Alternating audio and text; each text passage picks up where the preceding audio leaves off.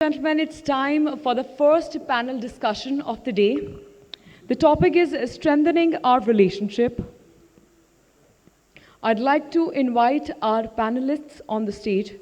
Mr. Rajiv Chaba, President and Managing Director, MG Motors India Private Limited.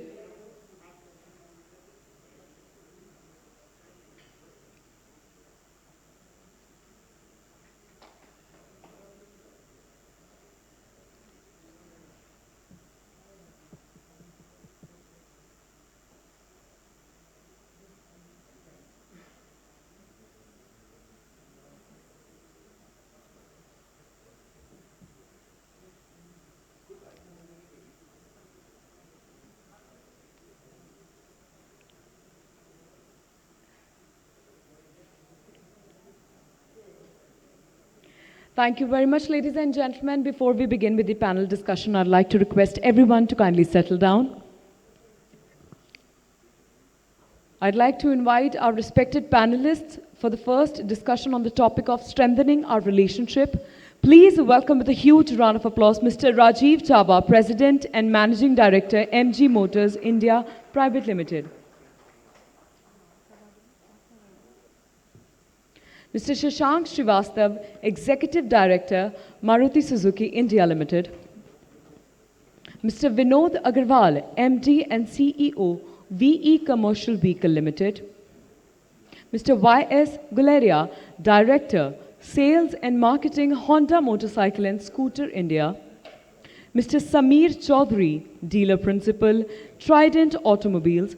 Mr. Santosh John Rodrigues, Dealer Principal, Karnataka Agencies, and of course our moderator for the session, Mr. Rakesh Batra, Independent Director and Strategic Advisor.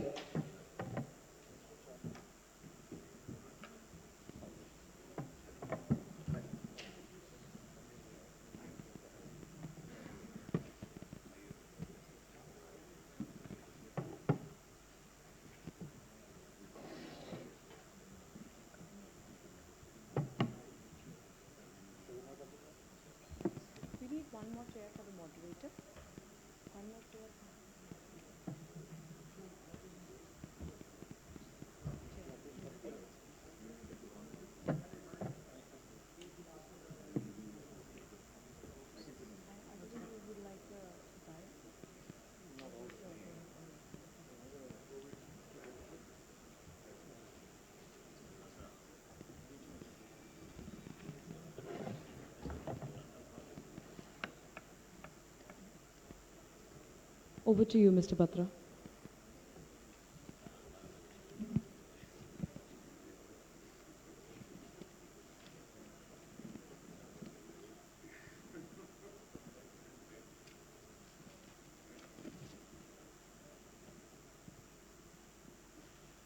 Good afternoon, ladies and gentlemen. Please join me in welcoming the eminent and distinguished industry leaders from the Indian auto industry participating on the panel discussion today. Appreciate you all making the time to be here physically, which is a welcome change from the countless virtual events taking place over the last 2 years. I would also like to thank FADA and Mr. Vinkesh Gulati for inviting me to moderate the panel discussion on strengthening our relationships. The Indian auto industry has experienced some unforeseen volatility and disruptions, along with many planned changes over the last 5 to 6 years.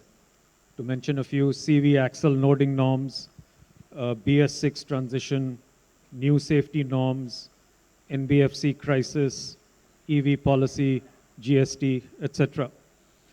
During this period, the industry has also witnessed growth of the retail networks with new channels from existing and new players, expansion, over-dealerization in anticipation of market growth. Meanwhile, consumer behaviors were changing with declining footfalls and increasing trend of online interactions, particularly in the B2C segments, requiring upgrading of digital infrastructure and capabilities by the industry. And then the COVID pandemic struck our planet Earth in early 2020. The impact of all these changes was a decline in vehicle sales over the past 3 years, and I'm not going to go through all the statistics, but we have faced a significant amount of degrowth to the point where PV sales are now at the level they were in 2015-16. CV are back 10 years, almost 2010-11. Two-wheeler sales are at the levels now below 2014-15. And three-wheeler sales have gone back almost 20 years to the level they were at 2002, 2003. During this period, we've seen high investments by the industry in BS6 technology and after-sales network to support it, digital infrastructure and capabilities, new CNI norms, EV hybrid technologies, etc. So against this backdrop of the last 5 to 6 years in the Indian auto market, we are assembled here today to explore the impact to a very important link in the automotive value chain, the relationship between manufacturers and dealers. This is a relationship that is researched, monitored, and analyzed closely by the manufacturers and by the dealers through FADA. The DSS, I believe, is now in its 10th year, the Dealer Satisfaction Survey. So the Dealer Satisfaction Survey 2021, as we heard earlier from Mr. Vinkesh Gulati, was a very successful, with a lot of participation, with the highest ever participation, and looked at the health of the relationship between auto dealers and their OEMs, and was most recently announced on the 29th of July.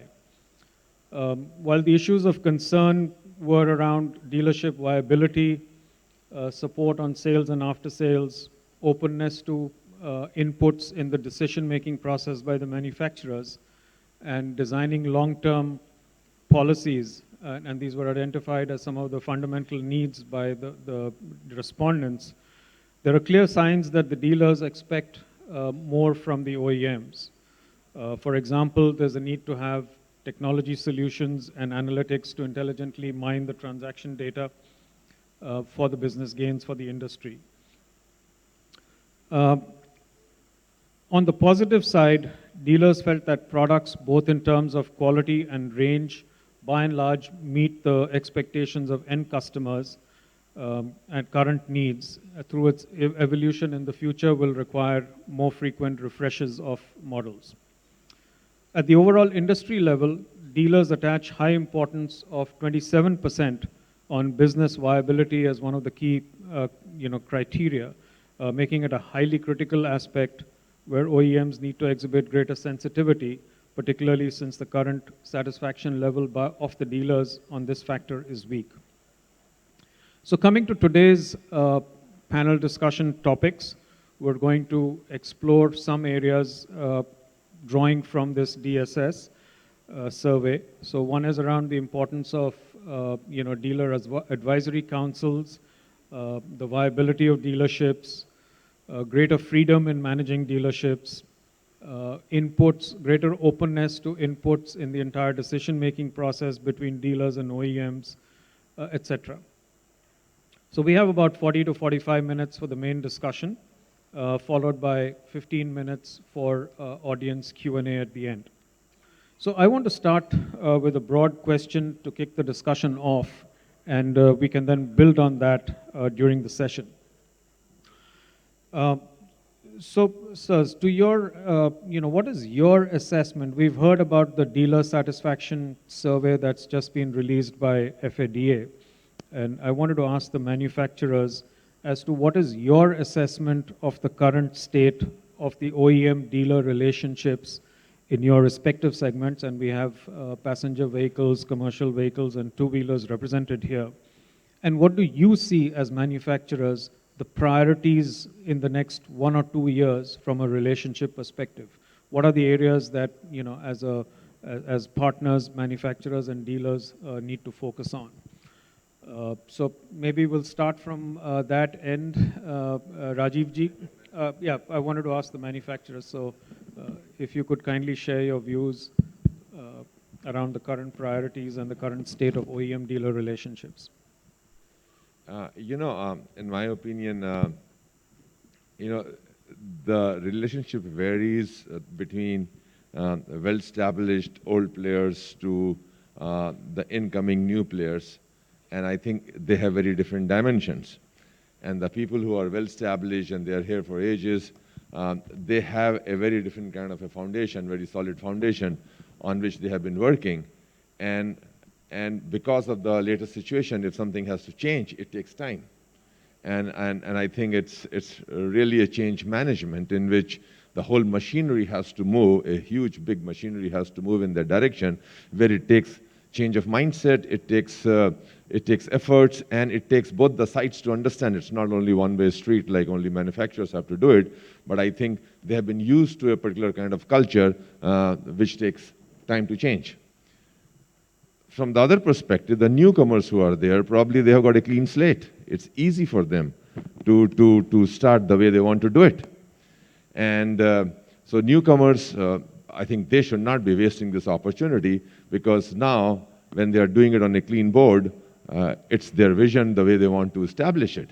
So from that perspective, I think the expectations from the new dealers, from a new OEM also would be different. So I think it will be difficult for us to put everyone on the same stage because they have their own complications.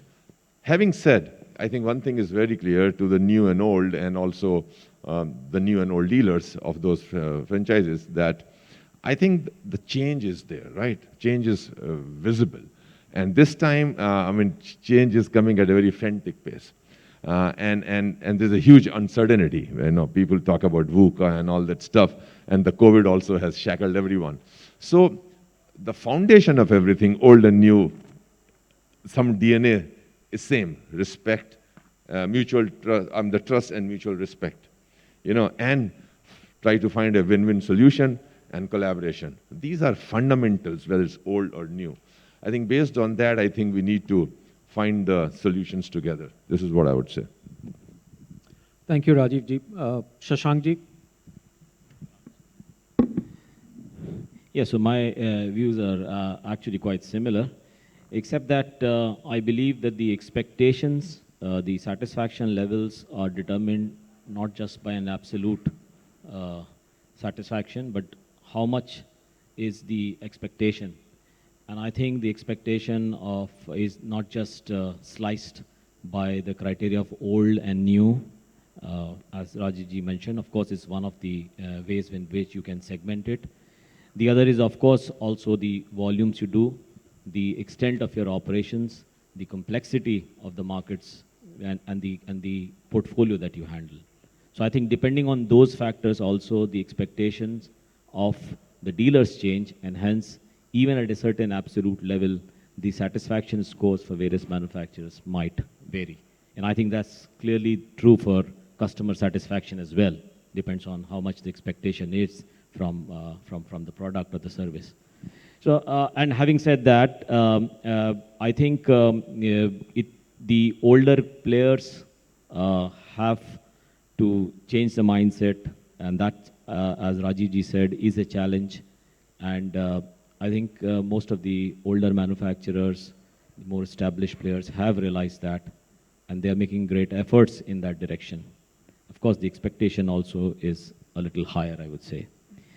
I think Mr. Batra mentioned about the criteria for satisfaction. I think the number one criteria which I have found across, and that's true for all dealers for the last 30 years or 32 years that I've been in the industry, has always been the profitability.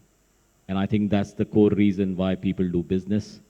And there is no doubt that that is the number one criteria which manufacturers should have when they are making any policy with respect to the market, or in terms of the choice of systems and processes that they offer to the customers. So number one choice is that. Second is, of course, the participation of the dealers in decision making. There is, I know I have seen this industry for a very long time, and I can tell you that most dealers who feel that they are not been, their view is not taken into account, right or wrong, they are not being heard, they are the ones who are dissatisfied. So I have seen over the years, there are dealers who obviously who have a greater weightage when they make their opinions to the top management. And you often, and I'm sure dealers here can realize, and they must be talking about that in every OEM I find people say, oh, that dealer is close to the management. And that sort of creates a dissatisfaction for those people who are not in that category. So I think it is most important for OEMs to actually include all dealers in decision making. And we have tried that in many ways. For example, in Maruti Suzuki, we have different dealer committees. We call it, one committee is called Lakshya, which is a group of about 25 dealers selected all India, where you have representation for different zones. As also the group is in two parts. One is the larger dealers whose set of objectives or requirements may be different. And there is the other set, which is of a slightly lower volume players. Then we have for the next generation also, because I think one of the major points which we have realized is dealer satisfaction also depends on not just what you do from the current level of dealers and the management, but also the next generation. So we have that, and also at the zonal level. And let me also tell you, we also have some committees which are for dealer inputs at the general manager level as well. So when we talk about dealer satisfaction, we should also talk about dealership satisfaction. And I think that is what we are also trying to do. Whether we have been successful enough is a question, of course, but our efforts have been in that direction. Thank you, Shashankji. I think you made some important points there, that it's not just about dealer satisfaction, but it should be broader about dealership satisfaction. Vinodji, commercial vehicles, is probably one of the, had the most disruption over the last few years. So what's the state of relationships within the commercial vehicle industry? Fundamentally, for any relationship to be successful, I think the foundation has to be based on a very strong trust, mutual respect, and win-win relationship. So if you are taking care of these 3-4 things, I think any relationship is successful. And the relationship with dealers is not different. Therefore, it is very important for both dealers as well as manufacturers to understand each other, understand the challenges of each other, and try to work very, very closely. And if you have to work closely, of course, there can be various forums through which you can do that. Like in our company, we have various forums. We have, for example, have Apex Consultative Committee, which consists of maybe top 15, 20 dealers, or microcosm of all the dealers in the country. And we periodically meet, and then, of course, we discuss on various topics. It's an opportunity to create more engagement. It's an opportunity to create more understanding, listen to them if they are facing any issues, and we come to know of it. And then, of course, it's a direct connect with the top management. For example, in most of the situations when the relationships go bad, the relevant people in the organization don't even know what is happening at the ground. So if we create that sort of a forum or that sort of a opportunity where you can hear the direct voice, or you can have direct ears to your ground, I think that is the first point. And then, of course, you have to understand that what is the current, like every situation can be different. Profitability is the end result. Now, profitability, of course, it is the critical why any dealership is doing business. It's basically, end of the day, they want to earn money. They have to have the return on their investment. But how the profitability comes, there are various things in that. So one has to be clear that how do we address each and every part of that chain, so that at the end of the day, the profitability is there. At the same time, as far as the manufacturers are concerned, we have to ensure that our customers are happy, and then they buy more and more of our products. And that is, that satisfaction at the customer level is created by the dealer, but the dealer is the first connect with the customer. So therefore, I think the better we start understanding each other, better we start respecting each other, I think that will be excellent. Okay. Thank you, Vinodji. Guleria ji. Yeah, a very good evening, in fact, to everyone who is physically present here in this hall and all those who are virtually connecting for this FADA third convention.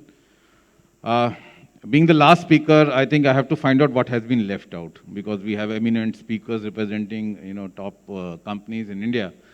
So I thought only one or two already been left, but that also been taken by Vinodji. So if I have to summarize what everybody has said, I will only say that, relationship also has a TRP, but has nothing to do with the recent controversy which was there for media TRP, and BARC has to change everything now.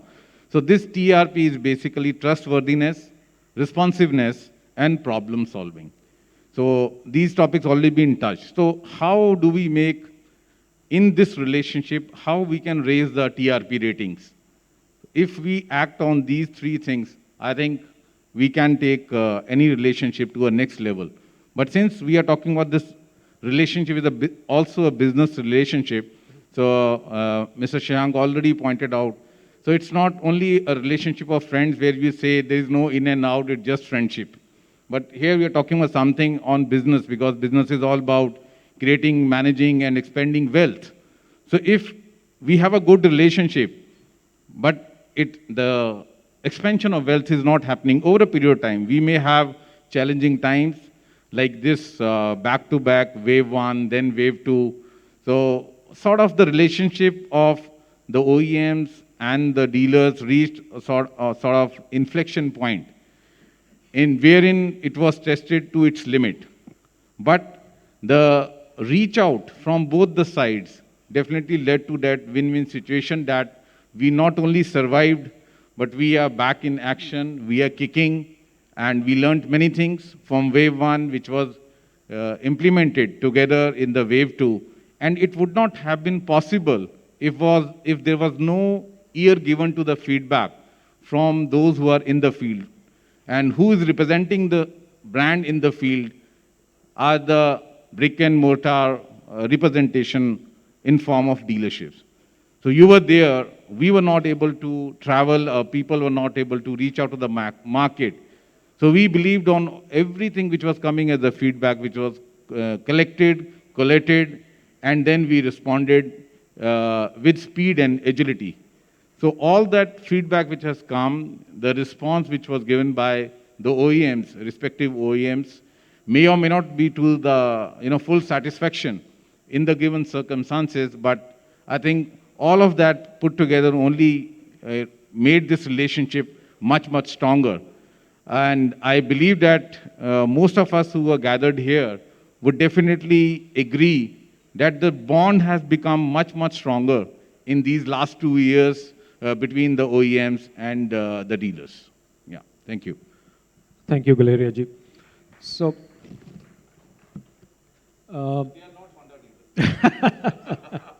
I'm sure they all want to hear all of you anyway. So, Samir ji, let me come back to you. I think we heard a number of viewpoints there from our panelists. If you think there's anything additional that you'd like to add to what has already been said in the interest of time, but more importantly, I think we did not touch on the priorities for the next 1 or 2 years from a relationship perspective. Right. We talked about what is important from a relationship perspective, and we heard a number of things. Maybe you can just share your views on what do you think are the priorities from a dealer relationship strengthening perspective over the next 1 or 2 years. Let's not talk longer. Okay, term. Rakesh, I'll come to your priority issue. But I'd like to first go back to the topic which says strengthening our relationship, right? And the relationship between dealers and manufacturers starts with a dealer agreement. That's how we start our relationships. And if you look at the dealer agreements, most of the clauses start with the dealer agrees, the dealer shall, or the dealer shall not. There are hardly any clauses which talks about what the manufacturer agrees, what the manufacturer shall, and what the manufacturer shall not. So how do you expect a relationship to really be one of honor, trust, and respect when the agreements are so one-sided? They are so, inclined of the manufacturers. Secondly, if you lead clauses like what I can do as a dealer and what I can't do, if I want to take another brand, I need to go back to the manufacturer and take his permission for it. If the manufacturer wants to do something, there's no permission required on the opposite side. It's always the dealer needs to take the permission. The manufacturer can assign the agreement to somebody else. The dealer cannot assign his agreement to somebody else. The manufacturer, in some cases, says, I can terminate your dealership without assigning a reason. Now, these kind of clauses do not help build a relationship. There is one manufacturer who says, in case of an arbitration, the arbitrator will be the MD of the manufacturing company. Now, how can you have a relationship when I know that the guy standing in judgment is the person who comes from the manufacturer side? I think fundamentally these issues need to get addressed. If you look at a dealership agreement of 1954, which I have a copy here, it was a one-page agreement. And in that, clause number 5 says, you shall not take another manufacturer's dealership. From 1954, that clause remains unchanged till date. If you look at, I know Brar is here, if you see the Kia dealer agreement today, it has got paragraphs copied verbatim from the Maruti dealer agreement. Even the comma has not changed here. And I've got copies of the agreement with me, so I can, show you these agreements once this meeting is over. Hopefully we don't need to get into that. Yeah, but so what I'm saying is since 1954, now we are in 2021. It was a supply situation, now it's a demand situation, but agreements haven't changed. I think if we want to improve this relationship, that's where we need to start. The second thing I want to address, and it's the elephant in this room, that 99% dealers are scared to open their mouth in front of a manufacturer because of fear of retribution. Now, there is one manufacturer whose code of conduct talks of fear of retribution. The same manufacturer has now been hauled up by CCI and a penalty has been imposed. There was another manufacturer recently, another penalty got imposed. I think it's time to change these things. We need to deal with manufacturers and dealers in a very different relationship. We are on the same side of the table. I keep telling people, we are on the same side. Your job is to manufacture, our job is to sell. Your job is to manufacture more, our job is to sell more, service more, satisfy more. But if we have this divide of you and us, the relationships cannot improve. And that's the first thing we need to address. Second is the fear. We have this meeting going on today. We have various FADA groups on WhatsApp. I sent a message to everyone. Please give me your inputs on how we can improve this relationship. I did not get one response from the group. I got responses directly, I got phone calls, and I was told, I don't want to write on the group because if it reaches the manufacturer, they might take action against me. Now, in today's day and age, most dealerships, the dealer principals are between 35 and 55 years of age. Why should fear be there? Why can't I speak my mind without having to fear what the OEM is going to say to me? I think that needs to get addressed. How we divide, how we change, all of that is going to be a fallout of these two things, our dealer agreements and the factor of fear. If these two are addressed, we can become a far, far healthier relationship between manufacturers and dealers. So I think we need to start with that. Sure. So I think we'll come back and pick up on these. I want to first just get to Santosh ji and see if he wanted to add anything. Yeah, I would specifically want to take the relationship word and describe our relationship as being married to the brand. We are a marriage, and the marriage is between the dealer and the brand. We are the true custodians of the brand image of any manufacturer. So that's the first point that needs to be understood. Second point being the kind of investments that we do in a product that we don't even have a say in. Whether it is the product positioning or pricing or the varianting, we have no control on it. So these are and we are making massive investments in this line. We are signing up good real estate that we have for a brand where we don't have a say in anything that happens. So when we're talking about a marriage and when we have a good relationship with your wife, one thing is that there is no way out from it. And second part is we need to have a healthy relationship and we need to discuss things over dinner or over a table and put these fears that we have forward so that we have a good relationship and we move forward together. Fortunately, in the field of marriage, we don't have prenuptial agreements in this country, but we have a dealership agreement. So, thank you, Santosh. So, I'd like to. I just want to add something to what he said. We have 3 or 4 dealers. I don't know whether I don't think they represent any brand here, but like Narayan Motors, Metro Motors, and VST, who've been there for 70 years now in the country as dealers. Then we have dealerships like one. He would definitely know the Kataria Group, who have a turnover larger than some of the manufacturers now.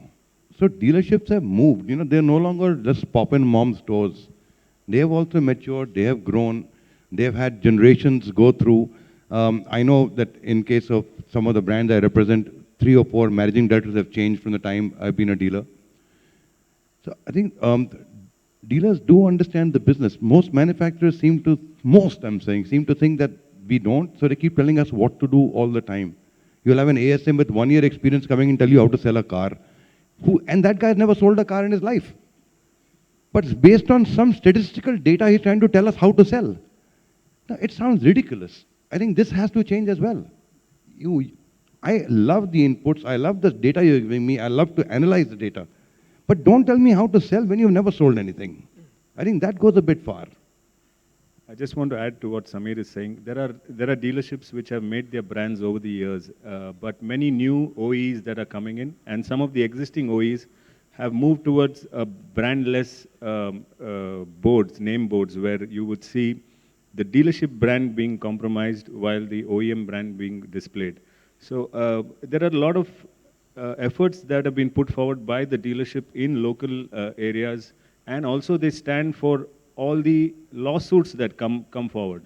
When mostly the problems on lawsuits, 98% of the time are on vehicle problems, and very few of them are on dealer handling issues. So when all these things are at stake and we put our line out over there, why would a dealership brand be compromised? So we heard some points from Samir and Santosh, and we heard earlier that change of mindset, inclusiveness, dealership satisfaction, working closely, trust, and win-win respect.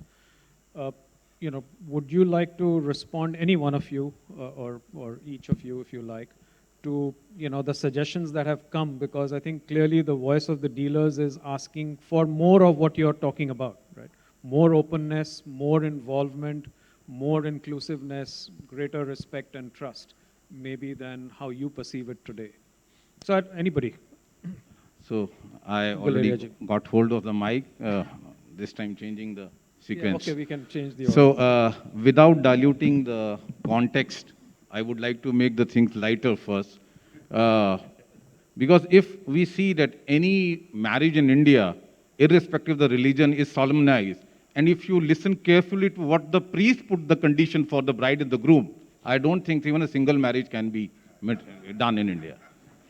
Sanskrit किसी को समझ नहीं आती है. Not even Sanskrit, even if he tells you in Hindi or English, so it will be very difficult, it will be solemnized. So I think in this relationship, the most important thing is we need to really, be open-minded to not always think in black and white. If we think in black and white, that kind of paper or a document, which is a legal requirement in any case, because we have regulatory things to be followed in this country. But when we actually take out this, you talked about 70 years or 60 years old relationship. These documents you are going to see only when there is a dispute. And that will be only 1 or 2% or 3% of the cases. Most of the organizations, the long history of dealership, whether it is Maruti or some other counterparts in two-wheelers and all, there are very limited cases, not even 2% or 3%. When you really start opening up with that locker key, maybe that third or first or second generation would have taken and take out a document, and now which document need to be debated in the court. And even in these marriages, I go back to that, in the marriage, in the typical Indian marriage, you will never find that priest. If you want to go back, there is a dispute between husband and wife, you go to the court, you don't go to do it. Same priest who said, okay, I say yes to this, I say yes to that, and then you enter into that bond. It is about a good, bright future with that base of trust. Again, I come back to the same word which we are talking about. Maybe it looks very nice to say or keep on repeating the same word of trust and all, but definitely without trust, no relationship can be built. And I totally agree with you when you say, okay, that document of agreement has to be signed. In that way, I think we don't even, nobody can open a bank account also. Credit card you won't be able to take. We won't be able to take the room in a hotel and stay, because there will be certain things written here in case of fire, in this or that, in case of that. We don't have even time. So it's all about trust, and then listening, how much we are listening, observing, sensing, feeling in letter and spirit. Not that letter and spirit of the agreement you definitely mentioned. Yeah. So that is what I want to say. So I think you covered the point on the legal agreement in a great amount of detail. What about the other points? If we can, get some views on the other points that Samir and Santoshji shared. No, I think, again, fundamentally, I think we cannot generalize that if there are some instances in some particular cases on some specific matter, I think that's the matter between that specific dealer and that manufacturer. We cannot say that this is happening across the country or across the manufacturers. There may be instances, there may be specific reasons for any such situation. And then, of course, if we assume that from day one, this is assumed that it is going to be one-sided, I think those type of relationships don't last unless there is something in it for both. Like if the dealer is not making money, if dealer is losing money in the business, then of course he will never stay, irrespective of whatever is written in the agreements. So if the dealer is making money, he is doing good business, getting good return on his investment, then of course there is no need to, no one looks at what is written in the agreement. And if there are specific disputes, then of course, as I mentioned earlier, there have to be forums where the open discussions are made.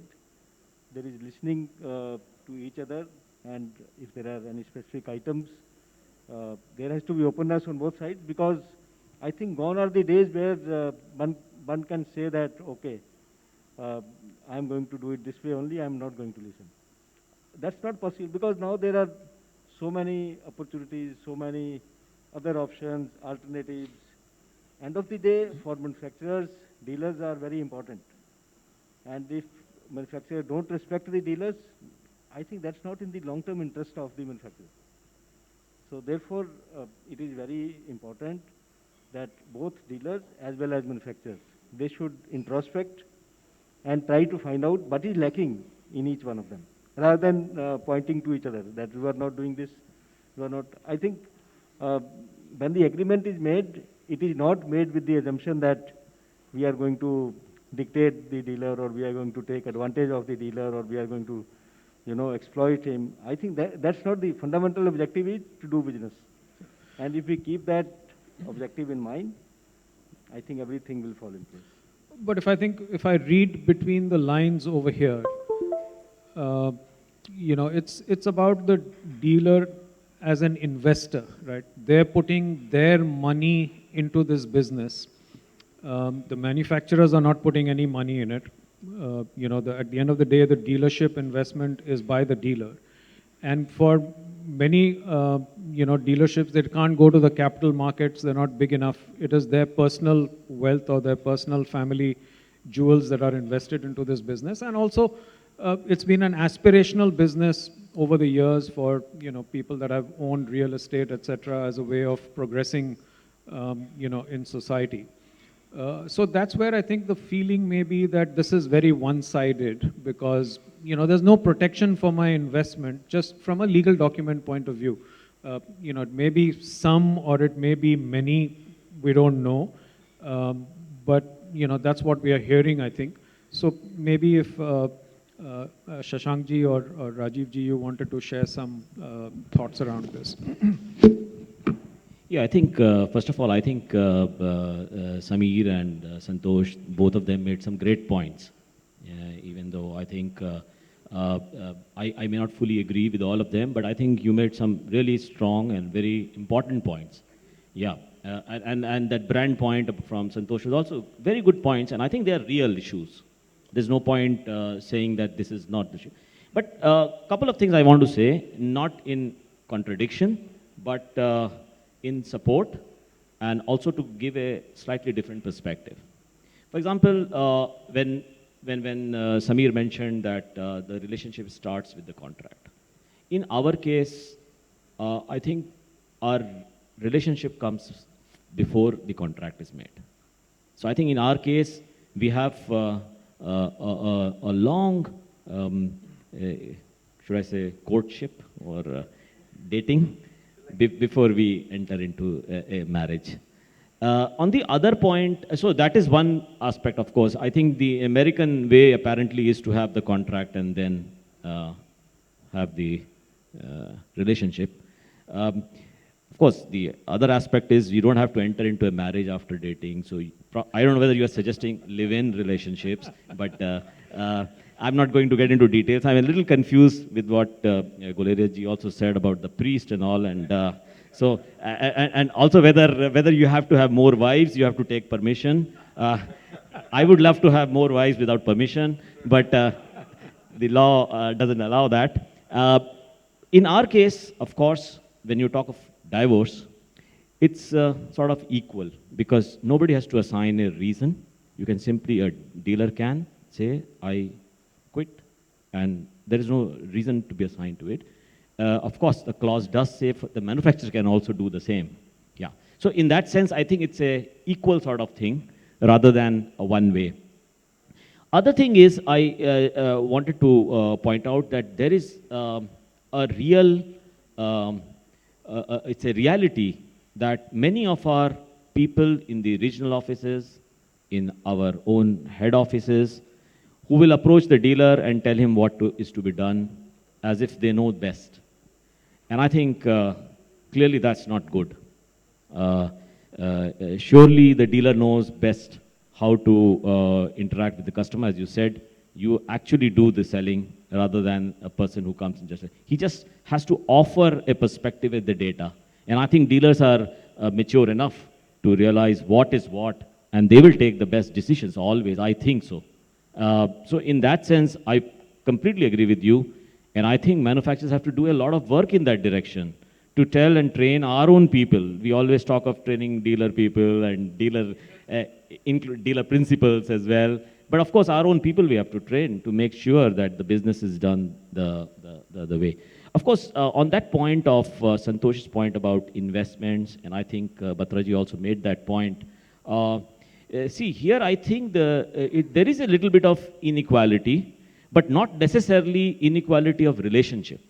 It is the inequality of the levels of investments. That is why you have probably 19 OEMs, but maybe I'm talking of cars, but maybe we may have about 1,000+ dealers because of the relative investment levels are different. But that's not inequality. That is like everybody has its own level of. And I think, and I wouldn't confuse you by saying there are more brides than grooms, because then we get into a different direction.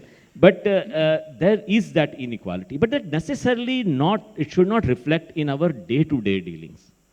There we have to be equal. We have to be equal. And I think this point which is made by Sameer about taking permissions or fundamentally I think he feels there is an unfairness one way. And I think he's not wrong. It depends from manufacturer to manufacturer. It depends also, by the way, Sameer, I think it also depends from individual to individual.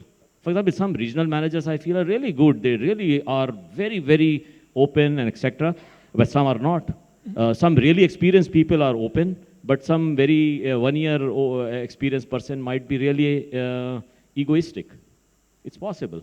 So it depends, I think, person to person, and I'm completely agreeing that every individual in the OEM should realize that dealer has to be treated in an equal fashion, and also his voice has to be heard. And the big point, which I completely agree with Samir, and also I think he did not mention it in equal term, in same emphatic term, but I think he also hinted that you know, there has to be, the dealers should get the feeling that they can openly express themselves. I think that is fundamental. So I think that was one of the things that wasn't covered so far, was the point that was made about fear of retribution, right? I think if there is an atmosphere of you know, fear around a relationship, whether it be a marriage or it be a, you know, OEM dealer, I think there's going to be challenges, right, from day one. So maybe Rajiv ji, I know you're waiting anxiously as the newcomer So, you know, on no, this not stage. newcomer, but frankly, 2-3 things stand out here clearly. A So little closer I'll be maybe. reinforcing. Oh, sorry, I'll be reinforcing few things what others have said, but 2 things stand out frankly for me here. Number one, hats off to Samir, who spoke so bravely, right? You know, I mean, this is, I mean, how many guys can speak like this? Let's accept the fact. And second, I don't know Shashank that well, but coming from the market leader, you know, and with this kind of experience, openly to acknowledge these issues and talk very positively, that itself, you know, so these are the two things which stand out, frankly. Now, my personal views, probably some of you know it very well. I think, and I was going to say it at some point of time during this discussion which Samir raised, that let's accept the fact that manufacturers are here and dealers are here, and you look down, okay? That's a fact. Whatever we may say about various dealerships and various OEMs, that's a fact. Why? Because this whole business is centuries, years old, right? It's going on from last hundreds of years. And then the kind of relationship got established, you know, it kind of continued without really reset button. Why? Because, you know, suppose a head of sales service marketing or MD retires, and at that point of time, you have a youngster who has joined the team of OEM. You know, he also sees these big bosses and start following the same old practice. Okay, they are not given new training. They are not given a different way of thinking. You know, so an area manager, however good or bad, starts thinking he or she has got huge powers over the dealer principal, right? And then you need to see from the dealer side, how do they handle these area managers and deputy managers? They're even scared of them, the 23, 24, 25-year-old person, right? And sometimes when people like Shashank or me, we are trying to go to the dealerships and we say, speak up and all, probably they'll speak up to us, but they're still scared what area manager will feel, what regional manager will feel. You know, maybe they will tell us, why did you raise this issue to these guys? This is reality, okay? So dealers sometimes don't know whether to take it up directly to the top bosses, you know, if they feel top bosses are listening, or manage it through the area and deputy managers the old way. So I think, so this is from the OEM side. From the dealer side also, you know, sometimes they also continue the old way. They don't speak up, right? They don't speak up. They also say, ki chalo, you know, because at some point of time in this relationship, there is always a question of allocation or incentives or target setting, you know, all kinds of things. So you try to manage it through AM, you know, chalo se manage kar lete hain types, you know, and so it's both ways. So I think certain fundamentals which, frankly, I take pride in few things what we are trying to do, that number one, try to be equal. Are we successful in MG India? No. Are we saints? No. But philosophy is clear. Let's try, we are trying to go there. Second thing is, you know, simple policies and all. I mean, let's trust you unless you give me a reason not to trust you. Rather than 100-page agreement, which sometimes there's a legal requirement, and I also can't do anything about that, by the way. But, you know, I don't trust you unless you give me a reason to trust you. You know, simple philosophy. So, you know, so those things, frankly, are important. And one thing, again, I'll say, this is the job of us at OEMs to give a very refresher, different kind of a training for a different kind of a mindset to our field managers, area managers and all. Because if we do not take care of that, like Shashank is saying that we need to invest a lot in our internal training, because if they do not understand this language and they don't see leaders talking about it, they won't change. One last thing to dealer partners here: speak up, speak up, speak up. If you don't speak up, nothing will happen. So then, clearly change is needed on both sides, right? We heard earlier that there's change needed in mindset of the older generation of dealers, those who have been in business for 40, 50, 30 years, compared to the newer generation that are coming in now. But it sounds like, from what I'm hearing, that there's some change needed within the OEMs as well, in terms of training and equipping their area managers and field representatives to be more sensitive to the relationship between the dealer and the principal. So I think there's change needed on both ends. So I think I'll just move on from this topic to some recent developments that are taking place in India, right? So we've heard of, the launch of a direct-to-consumer model by Mercedes-Benz. It's out there, and that I believe is starting next October, from October onwards. We've also now hearing and anticipating that some of the new entrants like Ola are also going to a direct-to-consumer model, though they haven't announced anything officially yet. But there are suggestions out there in the press that they could be looking at a disruption through going to a direct-to-consumer model. So thirdly, I think if you look at India now as one market under the GST paradigm, it opens up the whole question of distributors between the manufacturer and the dealer. So a two-tiered distribution system instead of direct to dealers as we have between manufacturer and dealers right now. There could be some efficiencies, I don't know. We've seen some examples of that happening in the spare parts, maybe, where one of the manufacturers has a distributor model for spare part distribution. But for vehicles, we've just heard about Mercedes and possibly Ola as the new entrant. So what's the point of view of this panel around this new distribution model, and what implications does that have for the OEM-dealer relationship? Because that possibly means a much different role for dealers than what exists today, and also different levels of investment possibly. But it probably kills one of the key pain points today, which is around vehicle inventory, which is an idle investment, whether it's manufacturer or dealer. Largely, it's a dealer's investment, but that's an ideal investment. So anybody who wants to put up his hand? No, see, again, I think it's a question of the terms of association with the partner, right? Now, if you're a newcomer, like certain examples you gave, or new business model, you set the terms accordingly. Ultimately, it comes to some fundamentals of the business, which is, if you have non-value add service and some intermediaries where a lot of cost is going, which neither OEM gets benefit or a dealership gets benefit, I think that has to be avoided. So all this non-value add thing can be avoided, the waste can be avoided, because the situation is changing. Just imagine now, the aggregators are there in everywhere now. You have aggregators for car search, you have aggregators for insurance, you have aggregators for financial products. At some point of time, this will also impact the revenue stream of the dealer. Somewhere it will impact for sure, right? And likewise, how the search is being done, again, it impacts, so the search is being taken care of by aggregators. So then you talk about inventory cost. Now, inventory cost is a totally different topic here, because if suppose you are doing directly, then that margin you are saving at the OEM's end, but then accordingly, dealer who is servicing, probably his margin will get adjusted accordingly. Ultimately, it's terms of condition where I think we need to look at that how the two parties benefit.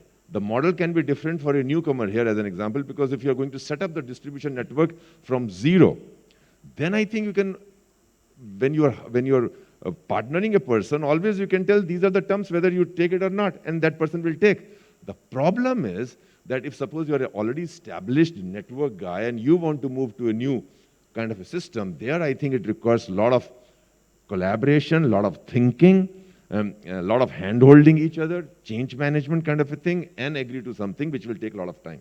So I think, it is a very collaborative kind of approach, and it's different for different manufacturers. Maybe if I can request Guleria ji to share a point of view around this, since Ola is clearly in the two-wheeler business. So I was knowing that you're going to get me in. However, I try my best to avoid. And I was not even looking at him.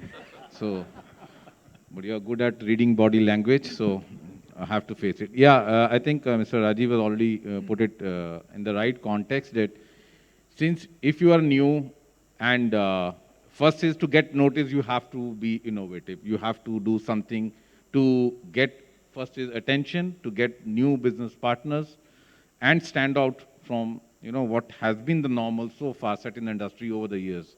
But if you are carrying some legacy, whether you call it legacy or a baggage, then it's difficult to decide. So we have to wait and watch how this is going to evolve, whether you are going to have a hybrid system or not.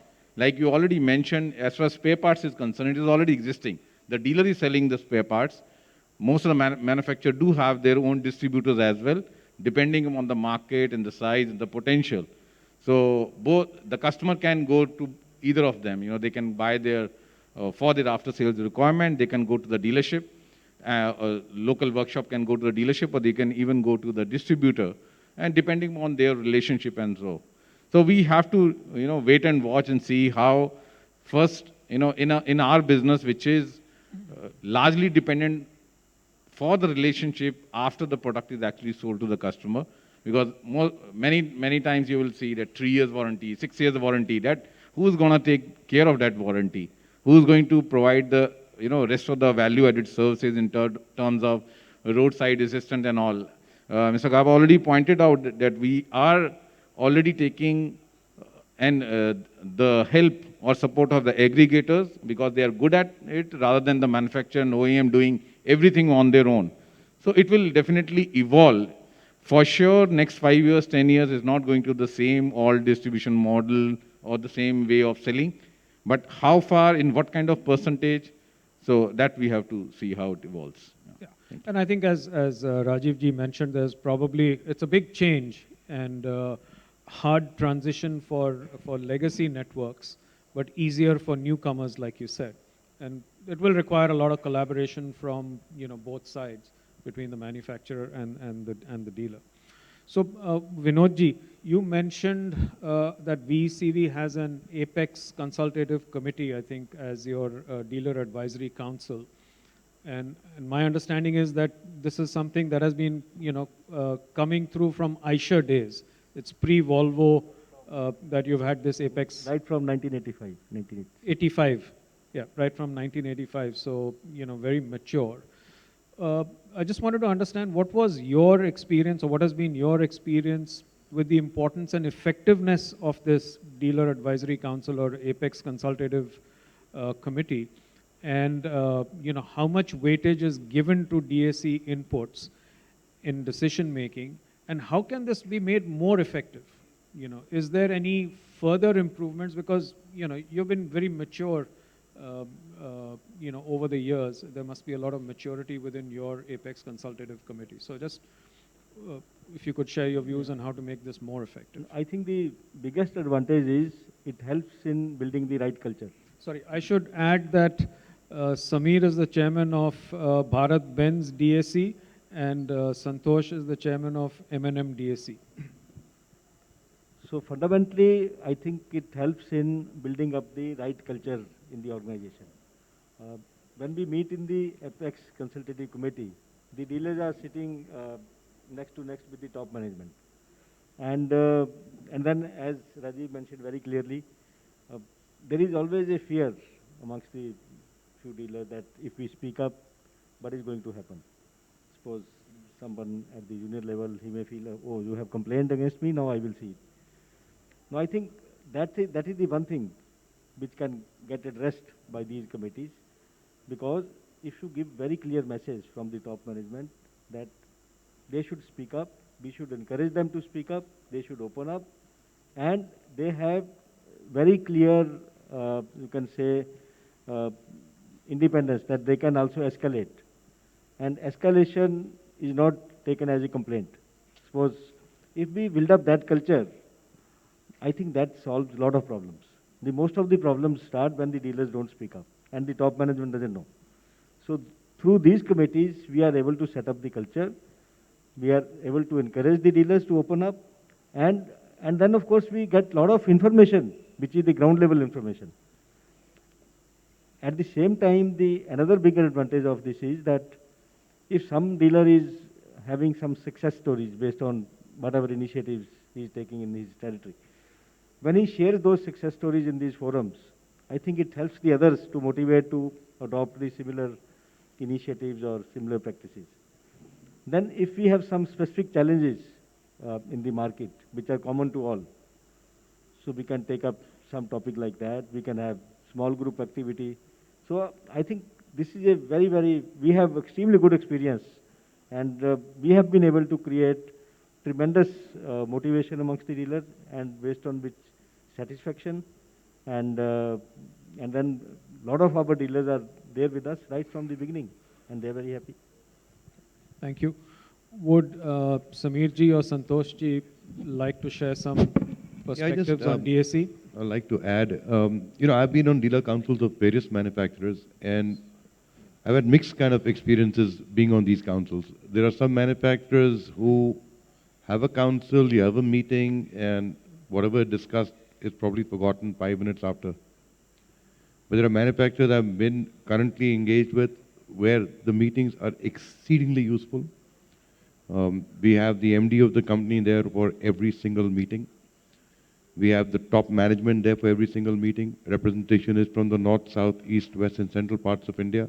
The challenges of each area are different. I remember reading what he wrote once, that India is not one big country. Things are different in the north, different in the south, different in the east and west. So this particular manufacturer, I think, has excelled in using a dealer committee, taking in inputs, altering products, maybe look at pricing issues, look at warranty issues. The roads are different, the conditions are different. The roads in the north are very different from the roads in the south. It impacts the way vehicles move. So sometimes the feedback can be very, very well used, provided the manufacturer is willing to do it. But there are also some manufacturers where the feedback is not taken at all, because it comes from we know better than the dealer. So it depends. Now, I'm not sure how VIEC looks at it, because I'm not a dealer for them. But I've heard good things. So there's a lot of variability in how There is. mature these. Sometimes dealer it could just advisors- be compliance. We've had a meeting, you tick it off, and okay, meeting done, dealer council has been met. Santosh. I've got a very good view to share with Mahindra and Mahindra. Now, it's been about 2 years, and this is the 3rd year in a row that I'm heading their council. And we moved away from a quarterly meeting perspective to a continuous engagement with them. So we have a smaller group that continuously engages with the top management. And we moved out, generally the usual pain point of every dealership is viability and profitability, which is always being put forward to the top management. We took a holistic view. We took a percentage on the turnover to be our PAT, and we said, let's work in that direction. So we worked with the top management on manpower policy, test drive policy, including some obsolete spares, a good solution on the spares that we've been carrying, labor schedules, stocking norms, paperless in service, and so many other aspects where we have come forward saying that we want these things to change, and these are going to big, large impact on our dealerships. The good part being is that once we decide on the policy, it is even more easier for the OEM to implement it because it's already been discussed with the DAC. So these are the ways that we've been working very, very closely with M&M to put forward a good step with dealers as well as the OEM, so that we work toward the ultimate goal of being successful. So brand. maybe thank you, Santosh. Maybe a suggestion to FADA leadership.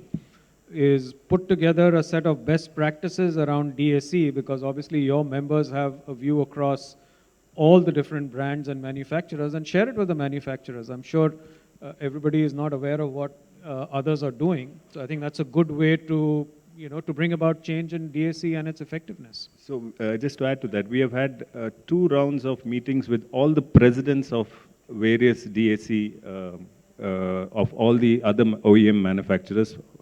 And let me tell you, some of them were represented by senior dealers, no formal representation. Some were represented by some members of certain elite clubs, it is not actually a formal representation. So it would be really, really nice that if, like FADA does have the congregation of all presidents of all the OEMs, DACs, and I wish we could have all of them formally represented.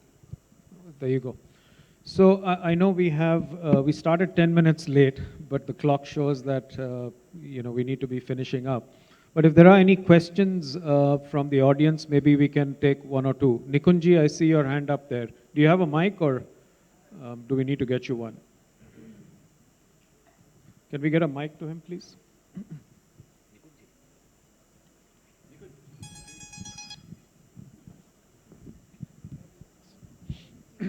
So I think very wonderfully moderated panel, and I'm so happy about the honest and transparent way in which both the OEMs and dealers have spoken on the subject. So one thing which I understand of this automobile distribution business is that the need for automobile distribution came, and I'm talking of the US, and which was replicated across the world, was that it was realized that besides the brand, an entrepreneur was required, because the geographies were so different, the sensibilities were so different, and the manufacturer had to leverage the local relationship, the local entrepreneur spirit of the dealers. I think in the new scheme of things, what is happening is that, and often I'm sure you would have heard that it's been said that somebody selling a 50 rupees burger has a huge smile, while you are selling something which is 10 lakhs and you can't handle your customers. So I don't even know if a comparison like that could be made, because the entire business model is different. I mean, comparing a food chain with a dealership, it doesn't make sense at all. So can a dealer be treated as an entrepreneur? And can his local knowledge and strength be leveraged towards strengthening the brand, is my question to any one of you.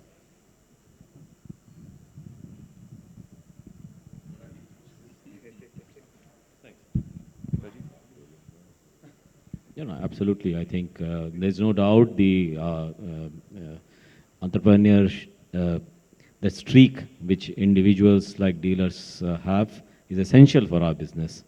And I think when we talked about dealer advisory committees, etc., that is actually the core of the thing. It is not so much as what the price of the product will be, should be, because a lot of the things may not be known to the dealers regarding costing and so on. But it's also about what they bring to the brand. And I think they represent the brand. They have within that, in their area, their own brand. And that's why I, in fact, complimented Santosh ji here, who raised that issue of brand. And I think you guys bring a lot of that to the OEMs. And one of the things which we do in our dealer advisory committees is this: how different areas, what different approach we should take. And that, of course, comes from the dealer entrepreneurship itself. So I think that is not, and although that's not the question you asked, I just wanted to add one more point on that initial discussion on dealer advisory. One of the ways which we have found that you just listen to the dealer and then you don't do anything about it is to avoid, how to avoid it is, when you begin the next session, you start with what was discussed, and what have been done, and where you are. And when you do that, I think the general message to the entire vertical of marketing and sales is that these suggestions have to be taken seriously. You have to work during this intervene period to make sure that there is a certain level of progress on that front. And that is the reason why, and I think we have done that for Maruti Suzuki. And I'm very happy, in fact, to tell this, although it may sound self-promotion for Maruti Suzuki, but I think in our last 40 years of our existence, almost, there is no dealer who has left us. There are dealers who have, who have been terminated, or they have, have some financial issue or something. But on their own accord, there is not a single dealer who has left Maruti Suzuki. That, I think, is the measure of dealer engagement. But we are far from real good dealer relationship, and I'll be very happy, in fact, Samir, as Santosh as well, to talk about what all suggestions you have for Maruti Suzuki for us to try to improve this relationship with the dealers. Yeah, thank you. Thank you. Rakesh, we are now pretty much behind schedule, so would you like to wrap it, or? Yes, I take was some just questions? going to wrap up, but if there's one last question, any other questions from the audience? I can see on this side. Okay. Well, I'd like to thank all the panelists. Sorry, Samir, you wanted to I say just want to say one thing to all the OEMs over here and the OEMs who are listening in, that dealers and OEMs are on the same side of the table. Sometimes this fact gets missed. We have the same aims. You produce, we sell, we service, we satisfy. And if we work together, there is so much more we can do. Thank you, and thank you to all the panelists. I think there was no fear of retribution on this side of the stage, and I think everybody was very candid and open. We had a lot of topics that we could have continued for another hour easily, but hopefully next time. And thank you all for your participation and for being here. Thank you. Thank you very much, gentlemen. I request you all to kindly stay back on the stage. Onto the stage. I'd like to invite Mr. Pradeep Agarwal, Mr. Sharvik Shah, and Mr. Sanskar Gupta onto the stage to felicitate our panelists.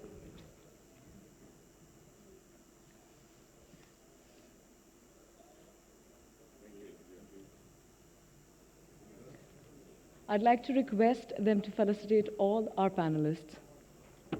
The first felicitation to Mr. Rajiv Chaba, President and Managing Director, MG Motors India Private Limited.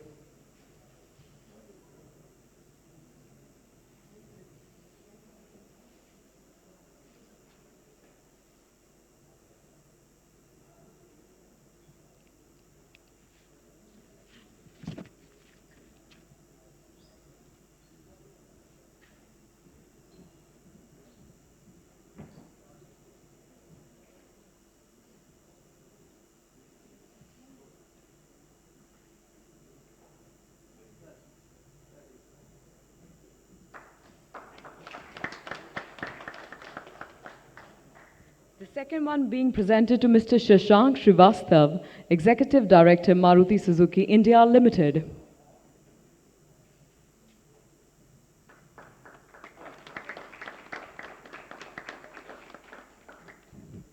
Next one to Mr. Vinod Agarwal, MD and CEO, VE Commercial Vehicle Limited.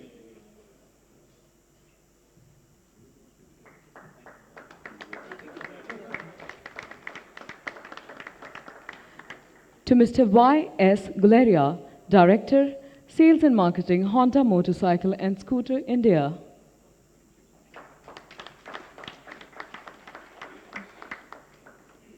To Mr. Samir Chaudhary, Dealer Principal, Trident Automobiles.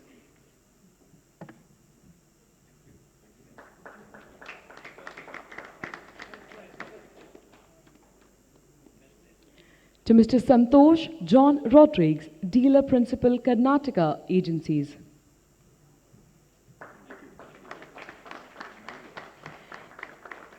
And of course, our lovely moderator for the session, Mr. Rakesh Batra, Independent Director and Strategic Advisor.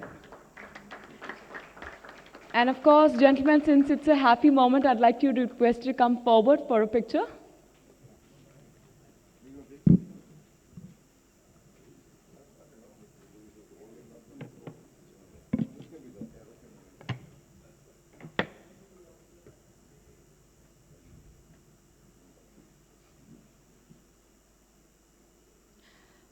Thank you very much, gentlemen. You may all be kindly seated now. Thank you.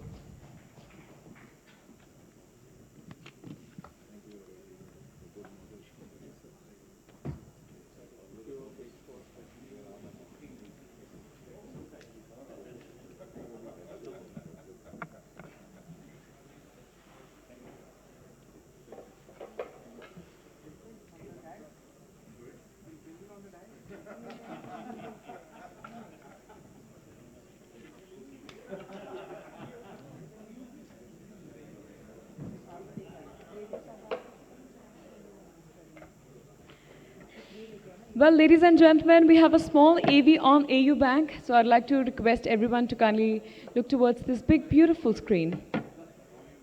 प्राचीन समय से एक प्रथा चली आ रही है, bank का काम है तो बैंक के पास आना पड़ेगा। ऐसा क्यों? AU बैंक की 0101 ऐप, सिर्फ एक वीडियो कॉल और बैंक के सारे काम डन। ये क्या है? ओ, सॉरी। AU बैंक, बदलाव हमसे।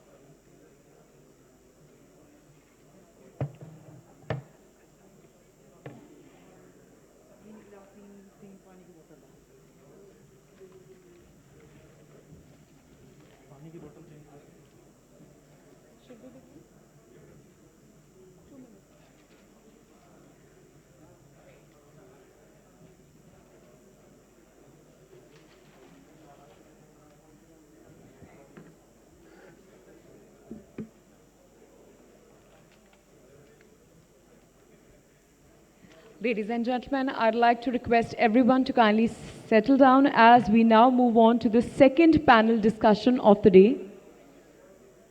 I request everyone to kindly settle down. The topic of this second panel discussion of the day is Future of Auto Retail.